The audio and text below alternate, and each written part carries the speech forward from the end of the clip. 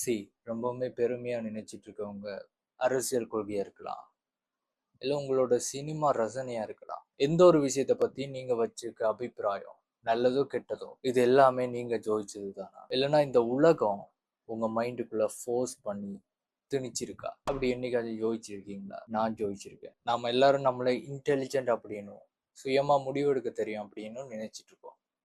But அப்படி இல்லை. சுத்தி இருக்கிற 4 பேர் எது சரின்னு சொல்றாங்களோ அதுதான் சரின்னு நம்புறோம். காலையில சோசியல் மீடியா ஓபன் பண்ணி பாக்குறப்போ ட்ரெண்டிங்ல ஹேஷ்டேக் இருந்துச்சுன்னா அதுதான் சரின்னு சொல்லி உங்க மூளை உடனே நம்பிடுது. இது நீங்க எடுத்த முடிவா? உண்மை என்ன தெரியுமா?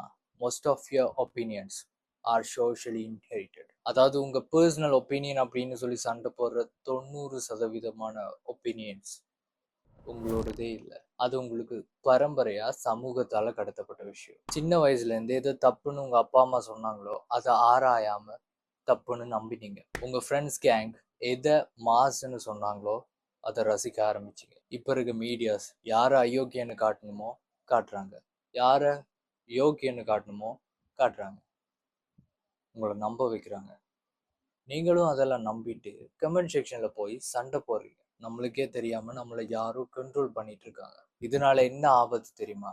யுனிக்னஸ் அப்படின்றது இல்லாம போயிடும். இப்படி மத்தவங்க பேசுறதே பேசிட்டு இருந்தா உங்களுக்கு ரோ போட்டுக்கும். என்ன வித்தியாசம்? ஒரு விஷயத்த ஏன் ஆதரிக்கிறீங்க இல்லைன்னா ஏன் எதிர்க்கிறீங்க அப்படின்னு சொல்லி ஒரு காரணம் கேட்டோம்னா இங்க நிறைய பேருக்கு தெரியாது. அப்படி உங்களுக்கு காரணமே தெரியலன்னா அது நீங்க சுயமா முடிவு பண்ண விஷயம் இல்லை. கூட்டத்தோட சேர்ந்து கத்துறீங்க, அவ்வளவுதான். மத்தவங்க கண் வழியா இந்த உலகத்தை பார்க்குற அடிமைத்தனம் வேற எதுவுமே இல்லை. ஆனா இதை நம்மளால உடைக்க முடியும்.